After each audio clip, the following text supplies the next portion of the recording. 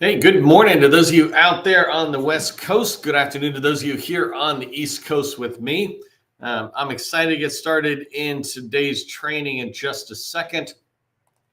We're going to be talking about how I built a pipeline for one of my customers, and so I like to go into this whole idea of training by saying here's the actual process, etc. Before we get started, I want to just give a quick tip for those of you showing up early and on time.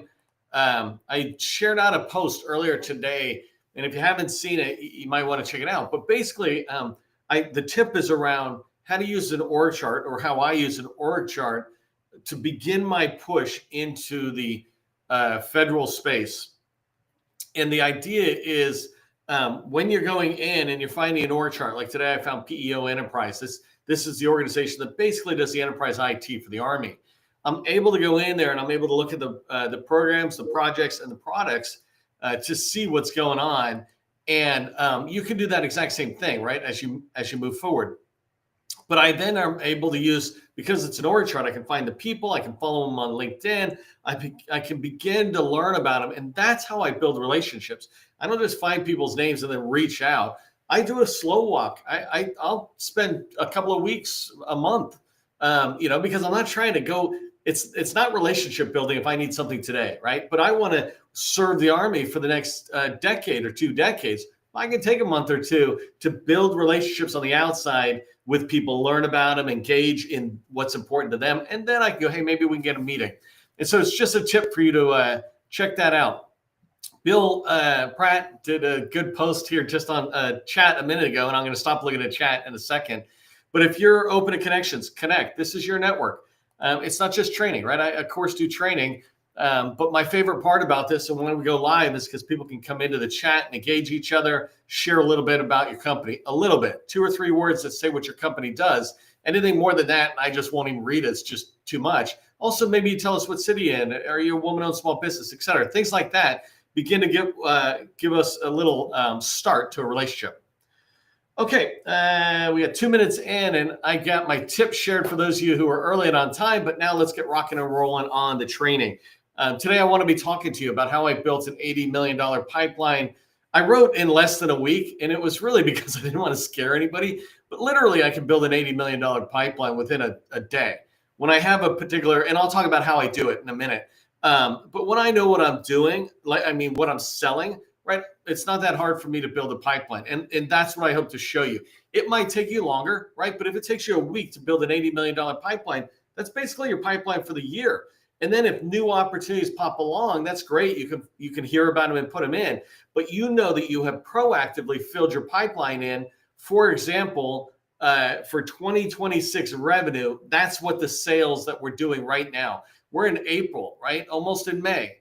That means even if we write a proposal for a contract, and then we wait for it to get awarded, et cetera, we're not getting a whole lot of revenue. So when you think about your pipeline for new opportunities, et cetera, that generally is for the following year. You land the sales this year, and for the next 5 years, you got predictable revenue. So if you spend a week or two making sure that you got a good pipeline of slam dunk opportunities, that's the key, right? It can't just be a bunch of junk coming out of SAM or a long range acquisition forecast, et cetera. That's one of my pet peeves is like business developers and capture people. It's like, don't go to GovWin or some tool like that and just feed in everything they have into your tool. Now you just brought in a bunch of junk.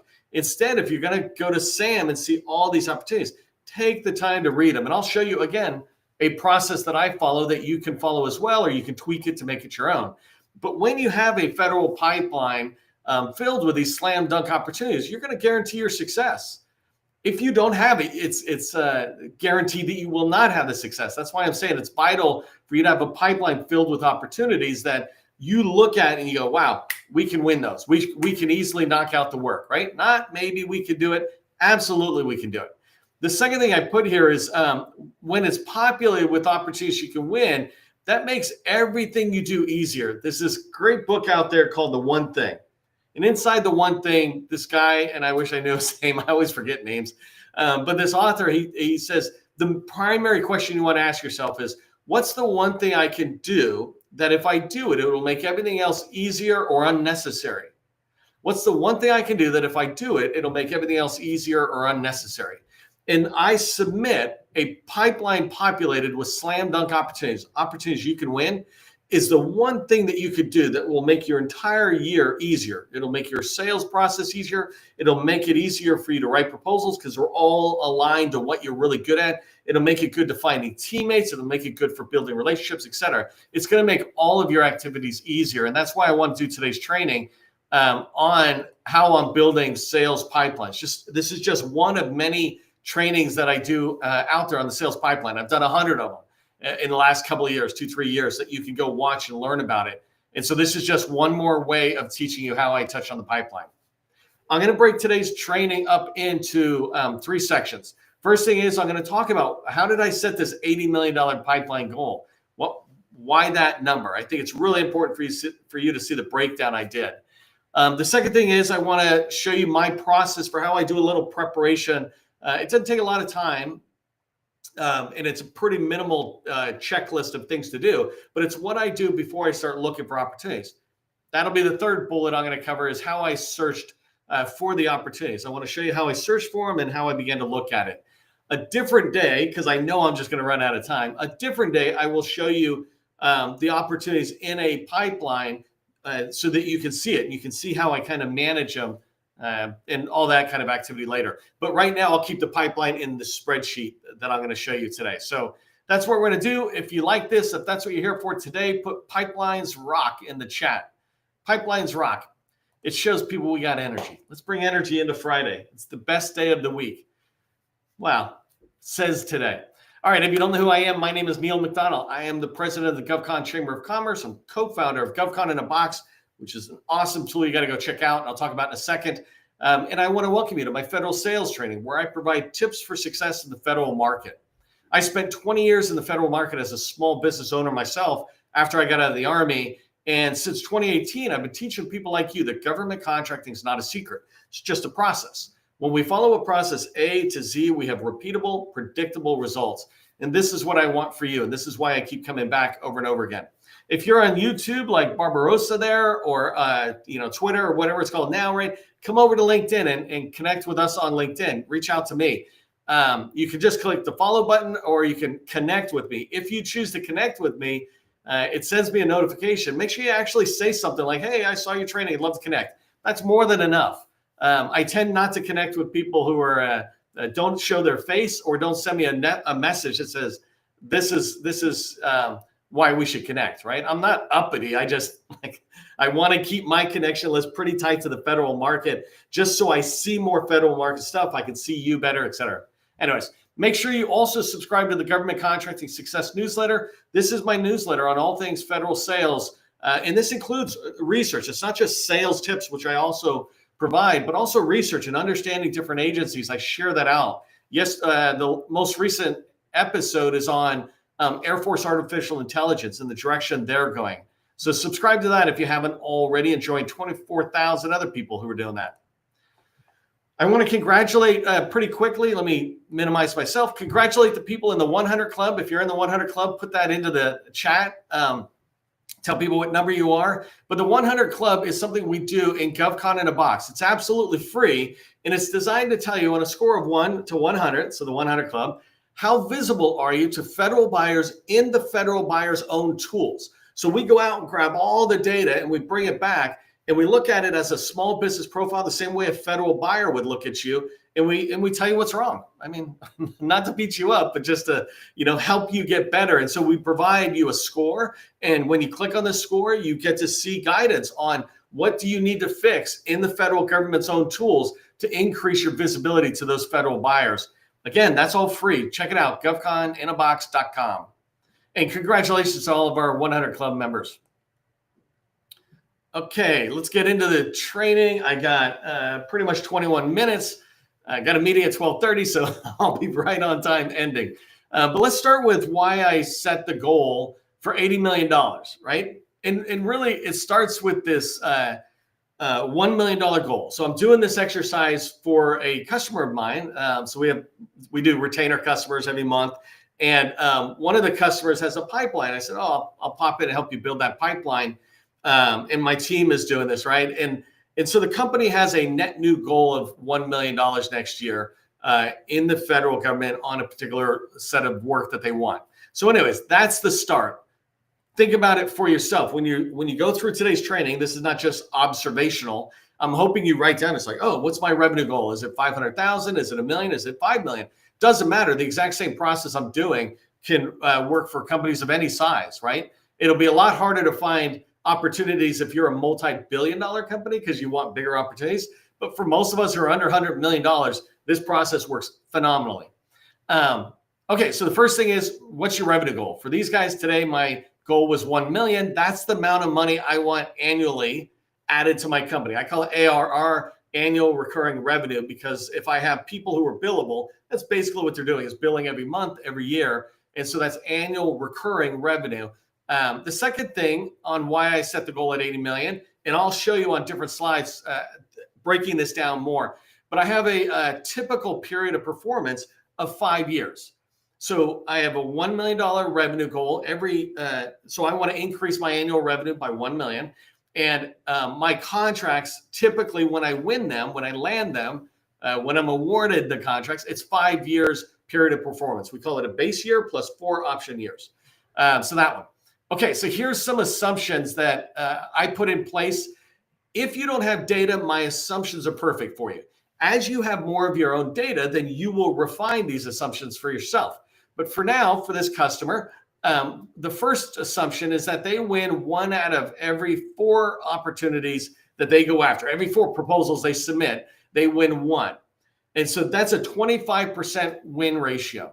That's a really important thing. Anything less than 25%, you should really reevaluate the opportunities you're going after. Different training, but that's something to pay attention. You should be able to win 1 out of every 4 opportunities. When you're just on a normal competition, you should probably increase that win rate when you're on a contract vehicle with less competitors, et cetera.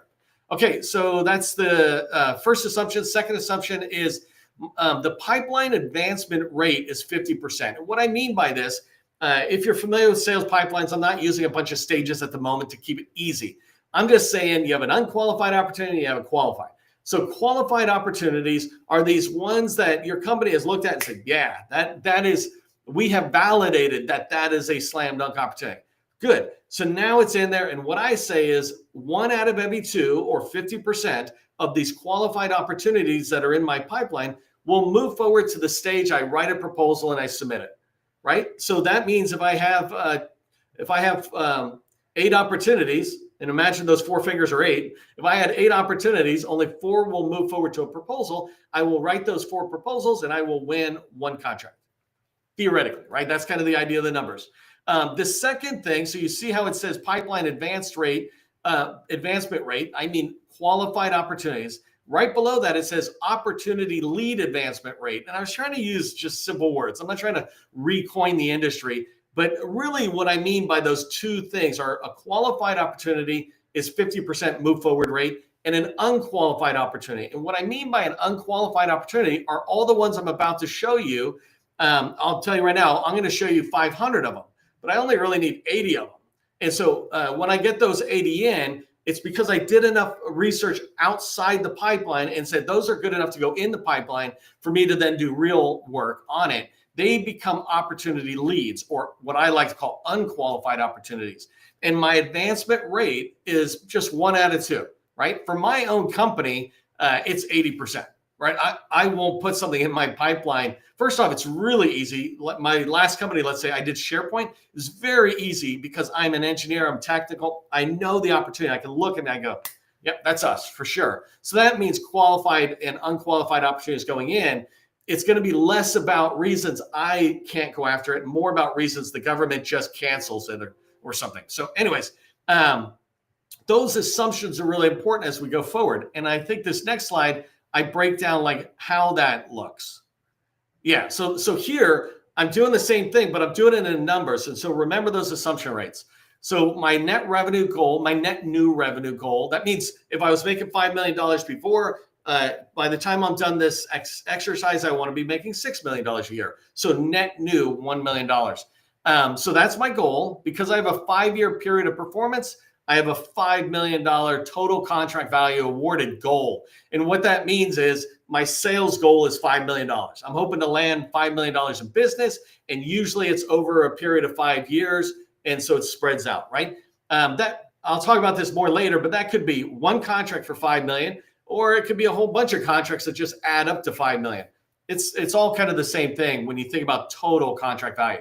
So that's the second bullet. Third bullet says $20 million total contract value proposal submitted. Remember, I said a 25% win rate. So my $5 million times 4, the 25% win rate gets me $20 million in total contract value of proposals going out the door. This means I want to submit $20 million worth of proposals to the government. I'll talk about more how that breaks down in a minute. And you can see the same pattern, 40 million and 80 million, because it's a 50% advancement percentage or rate for unqualified and qualified opportunities. Hopefully that makes sense and you're tracking along it. You want to know what your own numbers are. And if you use my assumptions, then the only number you really need is your net new revenue. And then you just multiply by 5, multiply by 4, multiply by 2, multiply by 2, and you're done. I should have put that there. That would have been kind of an interesting way to see it. Okay, so that was that. Let's talk about how I prepare before I go looking for opportunities, right? First thing I do is I validate what a slam dunk opportunity is for me. This is very important. What is my desire to work? Most times when you see people with a fairly populated pipeline, but they're not winning, it's because they got the wrong opportunities in the pipeline. I personally would go, get rid of all of it, push it all back out to a spreadsheet, clean up your pipeline, and only allow in slam dunk opportunities, because every opportunity in there is either wasting your time. It's either wasting your time or it's a win. But the ones that are bad, right? Those are wasting your time and they're taking your energy and your money away from the winning opportunities. So only have slam dunk opportunities in your pipeline. And the way you do that is to pause for a second, spend a day, or 2, 3 days going, what do we really sell? So like this company that I'm doing today, this is around software development. And so you can think, and this goes into the next bullet I have there, identify the most likely keywords. Software development, artificial intelligence and machine learning is what they really want. But because of the exercise I'm doing today, I'm going to be looking at previous contracts, and artificial intelligence and machine learning wasn't really in a lot of the descriptions before. They might have dabbled on it, but now it's going to be heavy. And so I need other words that kind of align with artificial intelligence. So software development, DevOps, DevSecOps, IT support services was another one this company was doing. So I identified those most likely keywords that would be used in a description for the work that I would like to win, that desired work. So my second exercise task was to figure out those most likely keywords. And then I established some basic parameters. What am I searching for? Am I only looking at a particular agency? Am I looking across the board? Am I only looking for small business set-asides? Whatever it is. For me today, my parameters are going to be pretty basic. They're going to be within a time period. In fact, I'm talking about $80 million, right? But really, I'm only looking at contracts that are expiring August and September of this year because my customer wants to go after some of those expiring contracts. And we're going to look at those and go, where are we? Because we're 6 months out from that, right? Where are we? Can we go after those and win them? Or even participate? Is it reasonable? There's like 4-month window of capture time. Maybe. We'll figure that out later. Separate training. Okay, so then after I establish those parameters, I do want you to understand that there's some values I set. So I use TCV. Remember, that's total contract value. I wanted a total contract value sales goal of $5 million. That'll give me the $1 million I want. $5 million. And so what I'm saying is no total contract value for an opportunity can count for more than $5 million. This is a really, really important thing to remember, because sometimes what people do is, let's say you put $10 million, $20 million opportunities in your pipeline and you start counting those. Well, those things are skewing your numbers, making you think that, hey, I'm going after enough total contract value to be able to win. But you don't just need total contract value. You need a certain amount of proposals. It's a numbers game to a degree, right? You need a certain amount of proposals. And my way of controlling this, and to be conservative, is to say no opportunity in my pipeline can count for my metrics at a dollar value larger than the total contract value I'm hoping to win in sales. So that $5 million. I'm definitely going to put $10 million and $100 million opportunities in my pipeline, but I'm only in my metrics going to count them for $5 million. And then, because then I'll get enough opportunities. And if I win those and I get a bigger percentage of that opportunity, well, great, bonus. So hopefully that makes sense. I might do a training just on that thinking someday. But coming down, so based on that $5 million total contract value limit I put on, that means if I want to win $5 million, then I need to get $20 million or 4 proposals out the door, right? And so it can't just be one opportunity at 20 million. When I saw that and I'm doing my preparation, I'm like, yeah, I know I win 1 out of 4, but that's just too on the nose, right? And we're not at that stage winning 1 out of 4. I'm like, forget it. Let me just quadruple it or whatever number I did here. And I increased it. And I said, you know what? I want a minimum of 20 proposals going out the door. I just said to myself, in the next 6 months, and by the way, really quick, when I say a proposal going out the door, it doesn't mean you have to be the only one priming it. I've got a customer who's writing 1 where they're priming, and they've got 3 right now where they're subs. They're just part of a team. So somebody else got the main lead. You can do this kind of stuff. But these 20 proposals, if they go out the door, and generally you can think about that's in a year. If you watch previous training I talk about, I actually want people to do 40 a year. That's a separate training. But anyway, so I took the minimum 4 proposals and I said, let me give you a conservative number, 20. And then I said, let me make those opportunities and leads match that number. So if I have 20 proposals I need to get out the door, then I need twice as many qualified leads, so 40. And I need twice as many unqualified as qualified leads or opportunities. So at 80 there. Hopefully those numbers make sense. I know we're going through a lot. You can go back and watch that. But I want to get to the how part here. Really quick, before I do, we have sponsors for these live trainings every day. I come back every day unless I take a day off. But I come back. And so I want to thank Graham, who provides staffing and American Sign Language services, among other things. But those are the 2 core keys that they have. So if you're looking for good people on your team, reach out to them. And then Steel Toed, they do cybersecurity and CMMC work, the cybersecurity maturity certification. If you're looking at supporting DoD, then you need to be getting ready for CMMC, or you need to get certified in CMMC, right? Talk to these guys. They can definitely help you. And then GovCon in a Box. We're a sponsor as well. We come back. We're the ones making this happen as well. Go check us out on GovCon in a Box. All sorts of free stuff, but we also have paid stuff, pipeline, a way to look at opportunities to find the best ones for you. So check that out. And then last thing is we've got 1 more slot available. If you're interested in it, let us know. This is for people trying to reach the small business community within the federal space. It's not actually for you small businesses yourself. Okay, but let's talk about the how, and I want to demonstrate. So here's how I searched for it. First thing is I did this in FPDS. When I fill my pipeline, I'm a project manager. I make an estimate and then I triple it, right?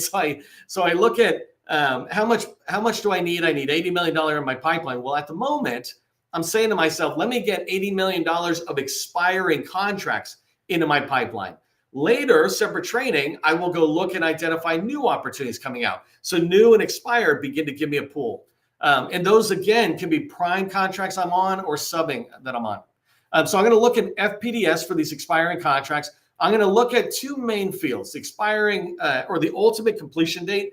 Basically, when's this contract end? I'm trying to find ones that end in August and September of this year. That's what my customer's looking for. That's what I felt like showing you today. And then the second one is description of the requirements. I don't like NAICS codes because you tend to get too much, and I'll show you in a minute. But keywords I like. And there's a field called description of requirement. If I can find the keyword in there, then I'm off to the races. There's all sorts of ways for you to find opportunities. This is one way. So let's go ahead and take a look at this. If you haven't been to FPDS, this is the home screen. So I always start here. I type some words and I get into where I want to go. And because I'm watching the time, I just want to show you a lot really fast. First off, this is the way I do the search. If you look over here, this here shows you the estimated completion date is August and September. of this year. And then the description of the requirements, in this case, I'm using software development. In this particular case, I did the NAICS code just to show you. And then I used IT support. And so it's interesting, like IT support in the last month, I'm looking at 895 opportunities.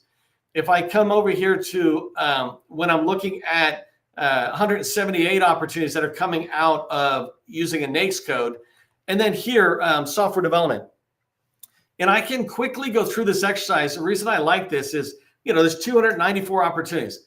I'm only looking for 80 total, and already I've got 600-700, right? And if I've got 5 or 10 good keywords, because everybody puts a different description in, then I can really go. So you see what I got here, description requirement. If I go DevOps, let's do Dev Security Ops is what this stands for. If I hit that, now I find 53 that are in here. There's a $70 million or $7 million contract. If I come in here and look at this one, I can come through. Think about what's going to go into my pipeline, right? This is an opportunity somebody else has won. They won it back in 2021. It looks like the ultimate completion date is the end of this year in 2025. Right here, I can see it was an $18 million contract. So it looks like it's burning at 7 or something at the moment. But so this is in the VA, right? So if I'm a VA company, I can come down and I can see that this was not small, right? This might be one that would be worth pushing. It's a service disabled veteran owned, but not small business. So if I was an SDVO, I try to knock that guy down to set aside. You're not going to get a direct award, but get it to push out a full and open.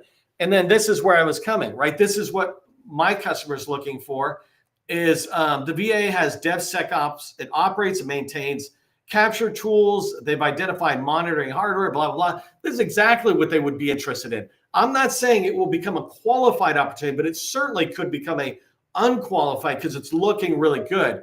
And that's kind of the idea there. Okay, so I just wanted to be quick on that, but let me show you one other thing. Where's my stop sharing? There it is.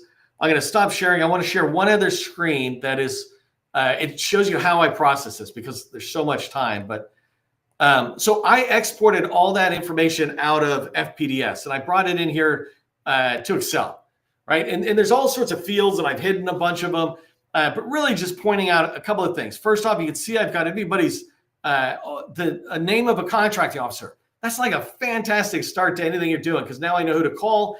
I maybe can call them and say, can you, give me a copy of the former PWS or the requirements, et cetera. Here, I can begin to look at which agencies it's at. And so what you're looking at are ones I just pulled out, Air Force, Army, Navy, et cetera. These are all good ones. And then the field I really like, and I know I'm moving really fast here, but when I start building a pipeline, this is the part I want to show you. When I'm building a pipeline, I can come through here and I've just alphabetized, if that's an easy way to say that word. And I can come through here and look at this one field, description of requirement. That's a really important field for me, right? Application support specialist. That looks good for my customer. That's what they do. It's SQL as a database. It's like, okay, that looks good. Some of this stuff will not be a fit, right? I'm going to run out of time, so I'll come back. I want to do one last slide. But I can come through here, right, with my customer. And I'm telling you, literally, I'm going to go to a meeting today, show this to them, say, hey, go look at it, see if it's what you're looking for. And then I'll leave it to them and my team to implement. But there's all sorts, IT support services that they liked. Well, this is IT support inside of, I'm assuming, HHS, things like that. But in this list alone, and I have filtered it down, in this list, oh, I thought I was sharing and I'm not. But I thought I am. Oh, there I am. I'm just way behind you guys. Anyways, let me come back. That spreadsheet, I want 80 opportunities. I was able to find 509, and now I'll go down and get it to $80 million pipeline by whittling those, or excuse me, 80 opportunities, which happen to be $80 million plus. I'll come back and do an update on what did we absolutely end on. But here's what I want you to remember from today's training. And I apologize, fire hose pace, but there's so much, and I only do 30 minutes, but you can watch the replay on half the speed. Here's what I want you to remember. To do this exercise of getting a good pipeline of opportunities that you could win, you determine your revenue goal first thing, right? And make sure you understand what type of opportunities you want to win.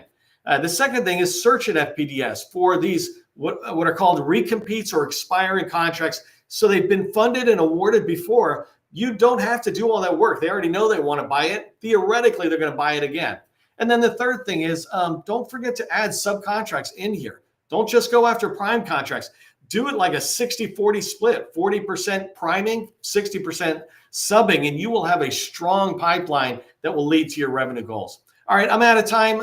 Just remember, as you head into the weekend and into next week, government contracting, it's not a secret. It's just a process. Part of the process is having a great weekend. I hope you do. I'll see you next time.